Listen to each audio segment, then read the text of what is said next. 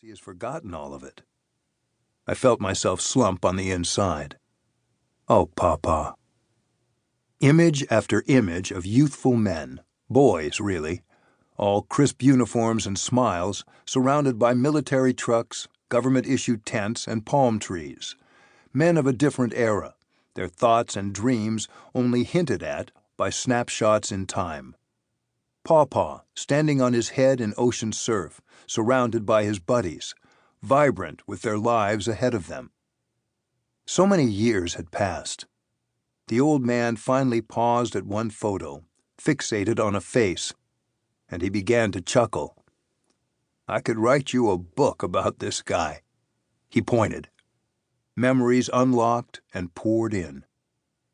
My grandfather spent the next hour relating vignettes from his time in the Pacific Theater during World War II.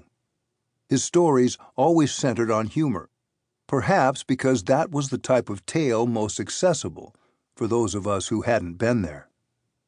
As we walked through the parking garage, on our way out of the hospital, Dad validated the decision to bring the stack of old photos to lift Pawpaw's spirits. That was probably the best medicine he could have had. My grandfather hung on for a while longer, but his cancer ultimately took him from us. I secured his Good Conduct Medal lapel pin to his coat when I said goodbye to him. It felt right to bury him with it. And sadness aside, I was proud to see the American flag draped over his casket at the service. His best friend had been one of the first American casualties of the war, killed in action aboard USS West Virginia in the attack on Pearl Harbor. Weeks later, Pawpaw learned my grandmother was pregnant with their first child, and the following fall he had to leave her and his newborn son behind in Austin when his draft number was called. He didn't see his son again for more than 3 years. When he stepped off the train just before Thanksgiving in 1945, wearing his Army dress uniform with a ruptured duck, honorable discharge patch, a little boy at the 3rd Street Depot recognized him from photos mailed back home and came up to hug his legs. "Hi, Daddy," were the first words my grandfather ever heard his son speak.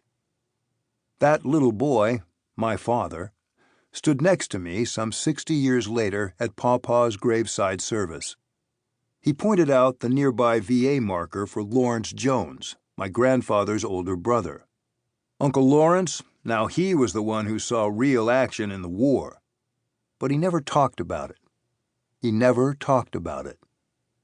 Those words resonated, filled me with intrigue and yet sadness.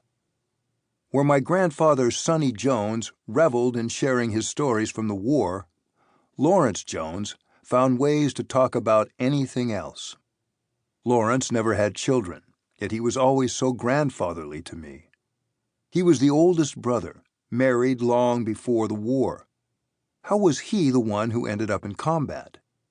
I never knew anything of his U.S. Navy service and now could never ask. Dad knew very little beyond a ship name, USS Astoria. Something about them seeing Kamikaze attacks, but nothing to elaborate on that. Uncle Lawrence never talked about it. He did, however, tend to grow faint at the sight of blood. There was a story there somewhere. Perhaps if I had found a book or website chronicling the wartime experiences of USS Astoria, that would have been the end of that. I set to work to learn more, and what began as a search about a dear family member's World War II experience quickly grew. I tracked down a Reunion Association muster roll and started making phone calls, interviewing shipmates. A few men even remembered Uncle Lawrence, Jonesy to them. Families and other surviving shipmates found me online and reached out to contribute. Some sent money to help fund a modest web page I built.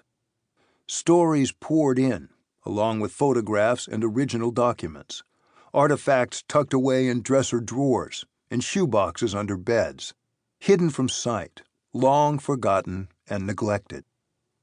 New contact with families each year picked up around the holidays, driven by gatherings where a grandfather or granduncle's name came up and someone started searching online.